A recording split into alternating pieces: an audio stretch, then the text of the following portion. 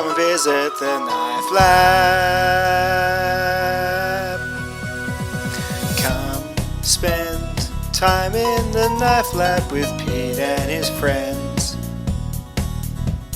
Knives, steels, rope and corrosion, the fun never ends in the Knife Lab. Come and visit the Knife Lab. Please stay in the Knife Lab. Live with me in the Knife Lab. My wife went for milk, she said she'd come back and hasn't ever come back to me. But everything's fine. Hey there, welcome back to the Knife Lab. So we're looking today at a steel that I've been asked about since Spyderco announced this run in it, V-Toku 2. It's a it's not a particularly ultra high-end steel really. It's a high carbon steel. It's not stainless steel at all. It's got about the same amount of tungsten as it does carbon. I'll put the makeup of it here. So you see it's, especially not being a powder steel either, it's just a ingot steel. So apparently they use some pretty high quality Swedish iron ore to make it. But yeah, it often appears in this form, in a laminate type steel in higher end kitchen knives. And Spyderco sort of every now and then adopt one of those higher end kitchen knife steels like HAP 40 or Super Blue. You get the Seiki City Spydercos often dabble in them, so I guess it's nearby and it's a bit Japanese, so it works well for them. So I'm really not sure how well this one's going to do. I'm going to do 2 tests with it for now. I'm going to do it with its factory edge, and then I'm going to do it with a mirror polished 17-degree edge and see how they do. I really don't have a benchmark of how this one's going to go.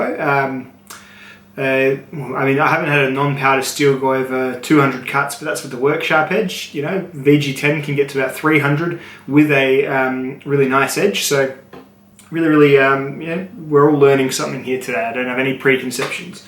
So if this is your first time here, we're going to cut twisted sisal rope. It's 10 millimeters thick until the knife no longer bites into a held sheet of paper like so and does a slice.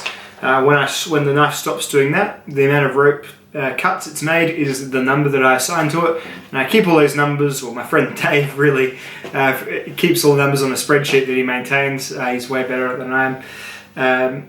And yeah, you can see a lot of steels, how they compare to each other, loosely at the very least. So that's it, let's get to it, let's cut some rope with some V-Toku 2.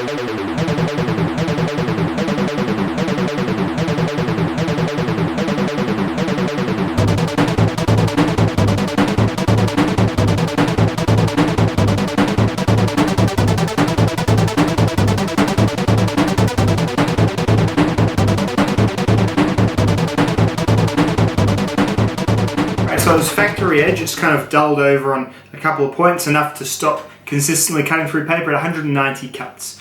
So that's the factory edge. Look, all I've heard about this steel is it's got the capability of taking an incredibly sticky sharp edge quite easily as well. So it's a pretty decent steel to maintain in terms of sharpening as well. So let's put it on the KME, put a 17-degree mirror polish on it. I reckon that'll be nice. I'm going to use my CBN emulsion, so usually makes a bit of a cloudy mirror but a fierce cutting edge. So let's do that and see how it stacks up once again, see if I can double it, who knows. But yeah, it's definitely not a bad factory edge, but you can generally do a little bit better with all the fancy stuff. So let's see.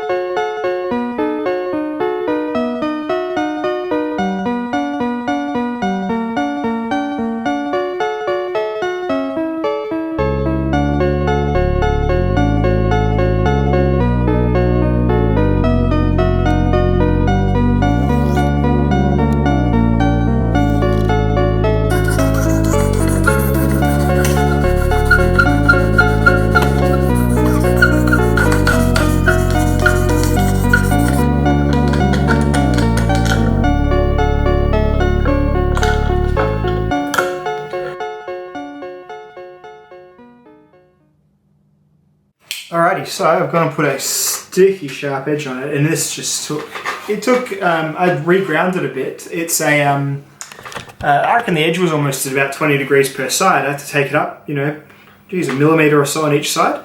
But the results are excellent. It is a particularly sharp knife. Just really like quiet through paper. Just nice. So yeah, I got a feeling this will last a little bit longer, I hope, at least. Otherwise, what kind of sharpener am I? So let's see how V-Toku 2 does on this Spyderco here. At 17 degrees per side with a mirror polish edge that I went up to the 0.1 micron CBN emulsions that go on leather strops. So it's like a diamond paste powder stuff in fluid that sinks into a leather strop, and that makes a sort of a strop that still cuts a tiny little bit but is mainly for polishing. So there we go. Let's see how we go.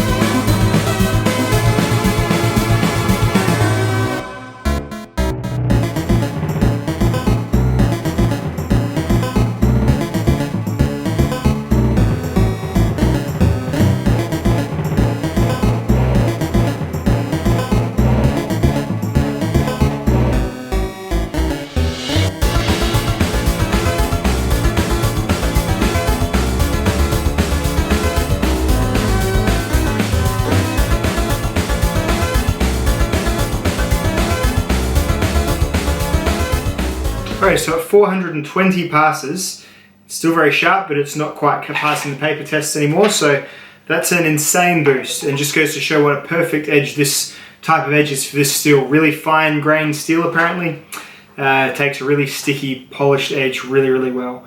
It's over doubled what the factory edge was, and I think that factory edge felt sharp, but obviously nothing compared to lowering those angles just a little bit. I feel like 17 degrees is perfectly safe per side for most uses. If I've got wood carving knives I can carve with, they're 17 degrees, and as long as the steel isn't super soft or super chippy, like anything that's between say VG10 and S35VN, you're going to be okay with, I think.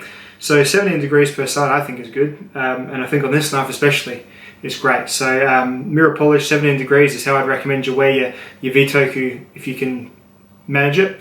This has been out for a while, this steel. This was actually discontinued now, I believe. I got this from DLC Trading for the same price as the VG10 ones were, so I don't know if it's just a crazy deal, but that's what it was on the side. I just bought it as a normal person, and there you go. So very, very happy with it. It's definitely more longevity than VG10. Plus you get a cool laminated steel, really nice. The blue handle, I love that sort of powdery dark blue, and great looking knife. So yeah, really, really interesting blade, and really well performing steel. For a non-powder steel, it's really, really good. So for a traditionally made steel, thumbs up, guys. All right, I'll see you in the next video, y'all. Thanks for watching. Bye-bye.